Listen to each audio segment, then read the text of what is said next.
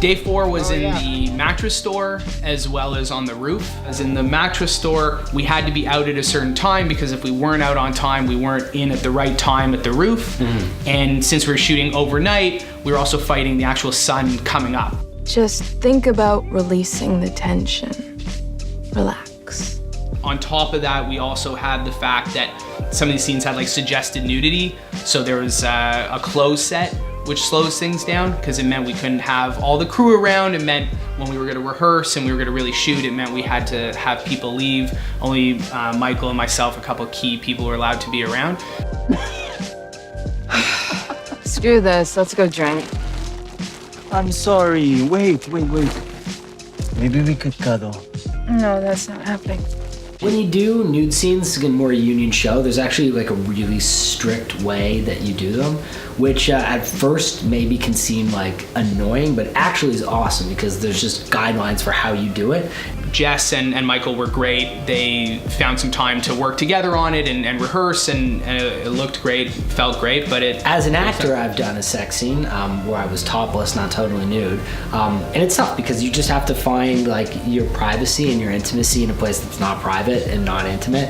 But it helps when everyone knows the rules. What also just like we all knew not to make jokes about it. Like it's just an obvious thing not to be like, sex scene, which is good because it's professional people doing professional work. Because it was also an overnight. So yeah. It started at 6 p.m. or 7 p.m. 5, 6 p.m. Yeah, 5 and then went till the morning, which is tough, which is always like, because you're a little tired already by 6, you're like, oh God.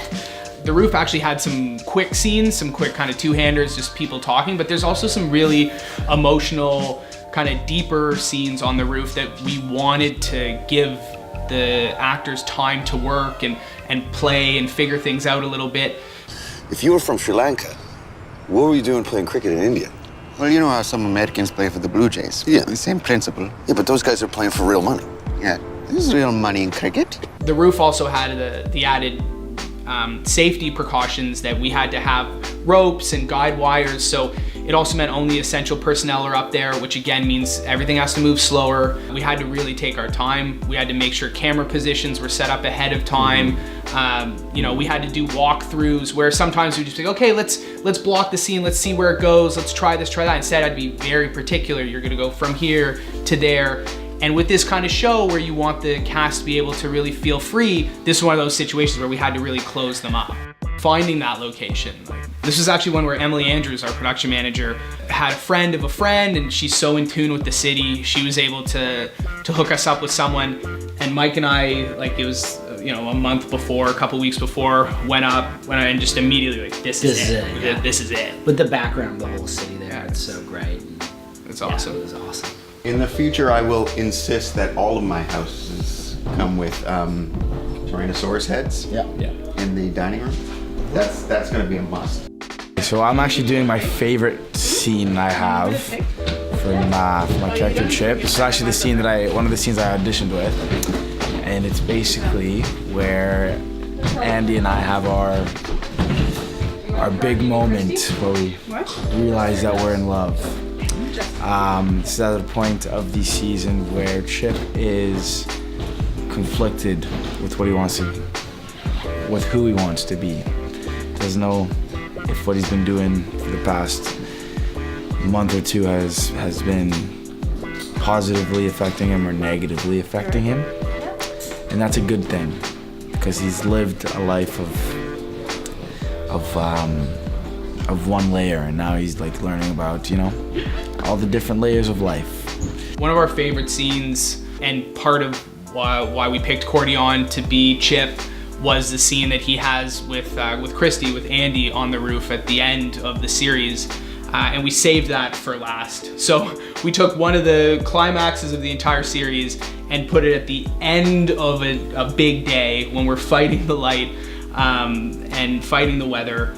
But yeah, it was like a transformation moment for his character coming into his own.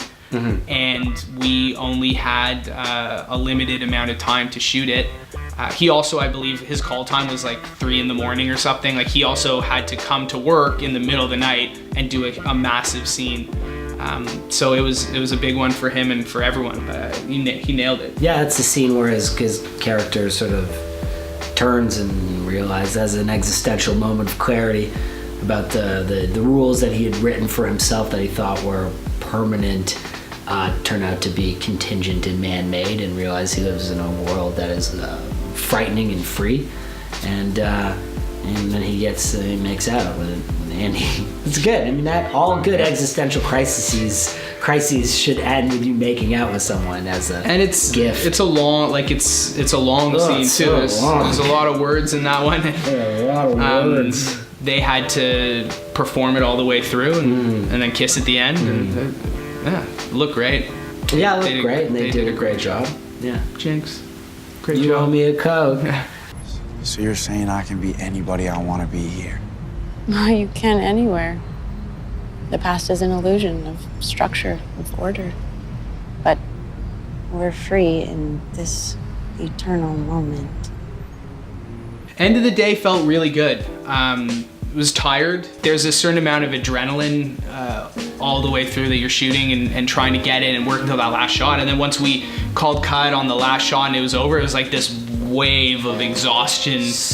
Yeah, but also then like we had to wrap out really quickly. So it was like all hands on deck wrapping everything out and loading up the trucks. And then when that was done, I just remember going home and being like really, really, really like just brain dead. I was like, oh yeah, this. But yeah, the day went really, it felt great, but we knew we also had the baseball day the next day, which is a massive day onto itself. Yeah. And in some ways, the way we built the show and the schedule was it was kind of like always leading to bigger and bigger, more ambitious days, you know, and like the mattress store and the rooftop was the most ambitious day yet, and then we were about to do another ambitious day. So there was a sense of relief that we got that, but also the worry of now we have another big day coming up. Yeah, and it turned out to be quite the big day.